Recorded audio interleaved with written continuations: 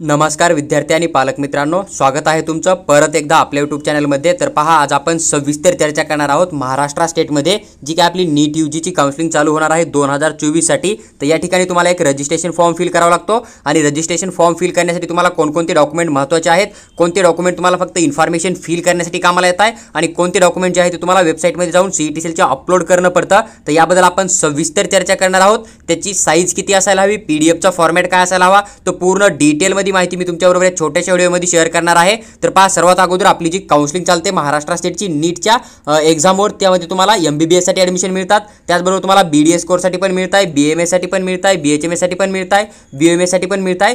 जे विद्यार्थी नीट क्वालिफाय झाले ते सर्व विद्यार्थी एवढ्या कोर्ससाठी जे आहे ते ॲडमिशन घेऊ शकताय। देन त्याच्यानंतर जर आपण विचार केला तर तुम्हाला एक बीपीटीएच बॅचलर ऑफ फिजिओथेरपी बघायला भेटतं, नंतर बीओटीएच बॅचलर ऑफ ऑक्युपेशनल थेरपी बघायला भेटतं, बॅचलर ऑफ आयडिओलॉजी स्पीच आणि लँग्वेज बघायला भेटतं आणि नंतर तुम्हाला बीपीओ हा एक कोर्स बघायला भेटतो। तर या सर्व कोर्ससाठी जे काही खाली कोर्स मेन्शन आहेत ना बीएमएसच्या नंतर, तर हे सर्व कोर्स जे आहेत ते नॉन क्वालिफाय विद्यार्थी पण काउन्सिलिंगमध्ये भाग घेऊन काउन्सिलिंगची फीस पे करून या ठिकाणी ॲडमिशन प्रोसेससाठी भाग घेऊन या ठिकाणी ॲडमिशन कंप्लीट करू शकताय। तर पहा, सर्वात अगोदर आपली जी काउन्सिलिंग चालणार आहे ती आपली ऑफिशियल सीईटी सेलचा जो वेबसाईट राहतो ना महाराष्ट्र स्टेटचा, तर तिथं चालते। सर्व कोर्ससाठी एक कॉमन रजिस्ट्रेशन ओपन होतं आणि त्या रजिस्ट्रेशनची फीस बघितली तुम्ही तर गव्हर्नमेंट कोट्याची, स्टेट कोट्याची तुम्हाला 1000 रुपये बघायला भेटते।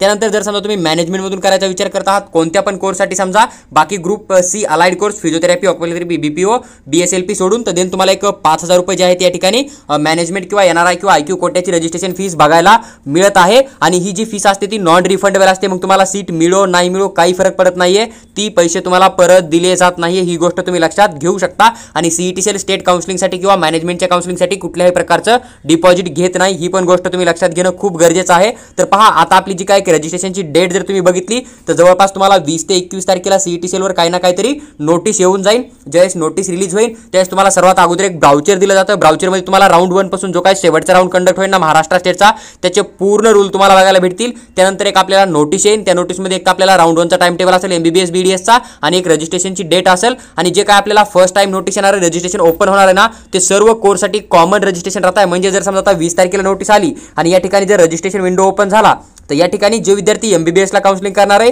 त्यांचा पण ॲप्लिकेशन फॉर्म भरून घेतला जातो आणि जे विद्यार्थी फिजिओथेरपी किंवा बीएसएलपी, बीपीओ किंवा मग बीएमएस किंवा मग बीडीएस किंवा बीएचएमएसला ॲडमिशन करणार आहे ना, तर त्यांचा पण ॲप्लिकेशन फॉर्म सेम डेटला भरून घेतला जातो। ही गोष्ट तुम्ही लक्षात घेऊ शकता। आणि सर्वांचे कॉमन एसएमएल लिस्ट येते, स्टेट मेरिट लिस्ट, आणि त्यामध्ये तुम्हाला तुमचा कॅटेगरीचा रँक मिळतो आणि कॅटेगरीच्या रँकनुसार मग तुम्हाला एमबीबीएस पासून ते पार बीपीओ पर्यंत जी ॲडमिशन प्रोसेस आहे ना त्यामध्ये चॉईस फिलिंग देण्याचा टाइम दिला जातो। नंतर एक नोटीस येऊन परत, आणि त्यानुसार तुम्ही ज्या कॉलेजला चॉईस फिलिंग देणार आहे, जो कॉलेज तुम्ही वरी टाकणार आहे, ज्या कोर्सला तुम्ही अप्लाय करणार आहे, तर त्यामध्ये जर तुमचा कट ऑफ बसत असेल, कट ऑफ मार्क, तर तुम्हाला त्या ठिकाणी ॲडमिशन मिळून जातं। तर पहा, आता या ठिकाणी आपल्याला काही डॉक्युमेंट लागतात। तर मी सगळ्यात अगोदर तुम्हाला असे डॉक्युमेंट सांगतोय की जे डॉक्युमेंट तुमच्याकडे असणं गरजेचं आहे, पण ते तुम्हाला अपलोड करायचे नाहीये। जसं की तुमच्याकडे स्टार्टिंगला एक मोबाईल नंबर असणं खूप गरजेचं आहे, कारण तुम्ही ज्यावेळेस सीईटी सेलवर जाऊन ॲप्लिकेशन फॉर्म फिल करणार आहे ना, तर तुम्हाला एक लॉग इन आयडी आणि पासवर्ड बनवावा लागतो। तर तुम्हाला लॉग इन आयडी आणि पासवर्ड बनण्यासाठी मोबाईलचा ओटीपी व्हेरीफाय करणं गरजेचं राहतं। त्यानंतर तुमच्याकडे एक मेल आयडी असणं गरजेचं आहे, मेलवर पण तुम्हाला एक ओटीपी येतो, तो तुम्ही व्हेरीफाय केला। हे 2 ओटीपी तुम्ही व्हेरीफाय केले की मग तुम्हाला एक मेल येईल किंवा मग तुम्हाला इनबॉक्समध्ये एक मेसेज येतो आणि त्या ठिकाणी तुम्हाला सीईटी सेल तुमचा जो आयडी पासवर्ड आहे ना ॲप्लिकेशन फॉर्मचा,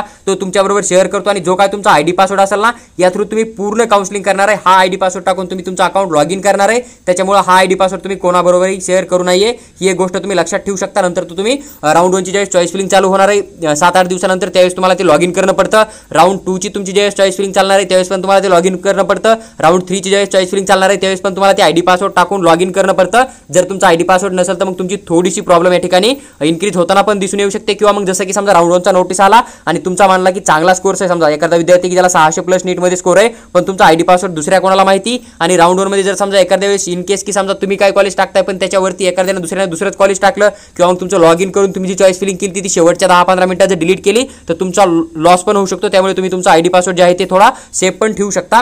त्यानंतर जर बघितलं तर आपल्याला एक आधार कार्ड लागतं, ज्या ठिकाणी की आपण आपला आधार नंबर टाकू शकतो। त्यानंतर जर आपण इन्कम बघितलं तर इन्कम डॉक्युमेंट हा आपल्याला काउन्सिलिंगमध्ये रजिस्ट्रेशन फॉर्म फिल करताना अपलोड करायची गरज नाही आहे। तुम्हाला फक्त तुमची इन्कम काय आहे ती सिलेक्ट करणं पडतं। मिनिमम तुम्हाला 50,000 पासून ऑप्शन बघायला मिळून जातील। त्यानंतर जर आपण समजा विचार केला की आपल्याला डॉक्युमेंट कोणकोणते अपलोड करणं पडतील, तर सर्वात अगोदर आपल्याला नीटचा रिझल्ट अपलोड करणं पडतं 2024चा। त्यानंतर नीटचा ॲडमिट कार्ड पण लागेल आपल्याकडे अपलोड करण्यासाठी 2024चं। जर तुम्ही कॅटेगरीमध्ये येताय, समजा तुम्हाला कास्ट लागतं अपलोड करण्यासाठी, कास्ट व्हॅलिडिटी लागते, तुमचा टीसी पण लागतो समजा, टीसी हा सर्व कॅटेगरीच्या विद्यार्थ्यांसाठी कंपल्सरी आहे, जे की आपलं लिव्हिंग सर्टिफिकेट राहतं. त्यानंतर तुम्हाला महाराष्ट्राचा डोमासाईल सर्व कॅटेगरीसाठी कंपल्सरी आहे. 12वीची मार्कशीट लागते, 10वीचा पासिंग सर्टिफिकेट लागतो ज्याच्यावर की डेट ऑफ बर्थ मेन्शन राहते. त्यानंतर मेडिकल फिटनेस पण सर्व कॅटेगरीसाठी कंपल्सरी आहे. नॉन क्रिमिलियर जो डॉक्युमेंट आहे तो फक्त आपली एसबीसी कॅटेगरी, व्हीजे, बाकी एसईबीसी झालं किंवा मग एनटीबी, एनटीसी, एनटीडी, ओबीसी या कॅटेगरीसाठी जो आहे तो नॉन क्रिमिलियर इम्पॉर्टंट आहे. ही गोष्ट लक्षात घेऊ शकता. जे विद्यार्थी ओपन कॅटेगरीमध्ये येत आहे त्यांच्यासाठी नीटचा स्कोर कार्ड लागणार, नीटचा ॲडमिट कार्ड लागणार आहे, तुमच्यापाशी एलसी लागणार आहे, डोमासाईल लागणार आहे, तुमच्यापाशी मेडिकल फिटनेस लागणार आहे आणि तुमच्यापाशी जे आहे ते समजा आपला एक जो WS किंवा मग EBC हे पण तुम्ही देऊ शकता. पण जे विद्यार्थी जनरल कॅटेगरीमधून येतील आणि ज्यांचं इन्कम 8 लाखापेक्षा कमी असेल ना, तर तेच विद्यार्थी EWS EBCची काउन्सिलिंग करू शकता. ही गोष्ट लक्षात घ्या. बाकी जे विद्यार्थी परफेक्टली जनरलमध्ये येतात, ज्यांचं की इन्कम 8 लाखापेक्षा वरती किंवा ज्यांच्याकडे की डोमासाईल सोडून कोणताही डॉक्युमेंट नाही आहे, ते विद्यार्थी EWSचा बेनिफिट घेऊ शकत नाहीये. ही पण गोष्ट तुम्ही लक्षात घेणं खूप गरजेचं आहे. तर हे डॉक्युमेंट तुम्हाला पूर्णपणे या ठिकाणी तुमच्याकडे असणं खूप गरजेचं आहे. त्यानंतर तुम्हाला एक ऑदर रिझर्वेशन बघायला भेटतं, समजा जे की ऑदर रिझर्वेशन काय राहतं समजा की ज्याच्यामध्ये तुम्हाला मायनॉरिटी बघायला भेटते. जसं की कोणी जर समजा जैन मायनॉरिटीमधून येतोय किंवा मुस्लिम मायनॉरिटीमधून येतोय, जसं की तुम्हाला जालन्याचं MBBSचं कॉलेज बघायला भेटेल, जे की मुस्लिम मायनॉरिटीचं किंवा जैन मायनॉरिटीचं तुम्हाला एक प्रकाशचंद आयुर्वेदिक कॉलेज BMS साठी बघायला भेटतं. तर तुम्ही मायनॉरिटीमध्ये येत आहे तर मायनॉरिटी तुम्ही काउन्सिलिंग करू शकता. तुम्हाला एकदम जस्ट क्वालिफाय मार्क पण जे आहे ते BMSला किंवा मग BHMSला सीट मिळण्याचा चान्स लागू शकतो. MBBSचा कट ऑफ परत हाय राहतो. ही पण गोष्ट तुम्ही लक्षात घेऊ शकता. त्यानंतर तुम्हाला एक हिल एरियाचं रिझर्वेशन बघायला भेटतं. जर तुम्ही हिल एरियामध्ये येत आहे तर हिल एरिया थ्रू पण तुम्ही तुमची काउन्सिलिंग करू शकता. जर तुम्ही हिल एरियाचा बेनिफिट घेणार आहे तर तुम्हाला हिल एरियाचा डॉक्युमेंट त्या ठिकाणी अपलोड करणं पडतं. जर तुम्ही समजा डिफेन्सचा बेनिफिट घेता तुम्हाला डिफेन्सचे पण डॉक्युमेंट अपलोड करणं कंपल्सरी राहतं. नंतर तुम्ही फिजिकल हँडिकॅप आहे तर तुम्हाला फिजिकल हँडिकॅप पण अपलोड करणं त्या ठिकाणी कंपल्सरी राहतं. त्यानंतर तुम्हाला महाराष्ट्र कर्नाटक बॉर्डरचा पण डॉक्युमेंट अपलोड करणं पडतं. जर तुम्ही महाराष्ट्र कर्नाटक रिझर्वेशन थ्रू जर काउन्सिलिंग करायचा विचार करत आहात तर पहा, हे जे डॉक्युमेंट आहेत कॅटेगरी वाईज तुम्हाला कोणते डॉक्युमेंट अपलोड करणं आहे त्याची एक सविस्तर माहिती मी या छोट्याशा व्हिडिओमध्ये तुमच्याबरोबर शेअर केली आहे. तुम्हाला जर व्हिडिओ आवडला असेल तर लाईक करा आणि चॅनलला सबस्क्राईब करून आमच्यासोबत जोडून राहा, जेणेकरून महाराष्ट्र स्टेटची जी काय स्टेट कोट्याची काउन्सिलिंग राहील किंवा ऑल ओव्हर इंडियामध्ये तुम्ही कोणत्या पण राज्यामध्ये काउन्सिलिंग करून ॲडमिशन करायचा विचार करत आहात तर त्याची पूर्ण माहिती आम्ही या छोट्याशा चॅनलवर तुमच्याबरोबर नक्की शेअर करू. त्याचबरोबर जर तुम्हाला पेड काउन्सिलिंग आमच्याकडून जॉईन करायचं असेल तर तुम्ही आम्हाला व्हॉट्सअपवर मेसेज टाका. आम्ही तुम्हाला तिथे पेड काउन्सिलिंग बद्दल एकदम सविस्तर माहिती देऊ. त्याचबरोबर तुम्हाला जर आमच्यासोबत कॉलवर बोलून तुमचा प्रत्येक डाऊट सॉल्व्ह करायचा असेल किंवा येणारी प्रत्येक अपडेट तुम्हाला पर्सनली हवी असेल किंवा कॉलेजची टॉप रँकनुसार लिस्ट हवी असेल चॉईस फिलिंगसाठी, तर आमचा एक पर्सनल गाईड कोर्स आहे ज्याचा की तुम्हाला एक 500 रुपीज चार्ज बघायला भेटतो. तुम्ही व्हॉट्सअपला पेमेंट करून स्क्रीनशॉट टाका. आम्ही तुम्हाला त्याच्याबद्दल त्या ठिकाणी एक पर्सनल नंबर शेअर करू आणि तुमची पूर्ण ॲडमिशन प्रोसेस होईपर्यंत तुम्हाला परफेक्टली गाईड करू.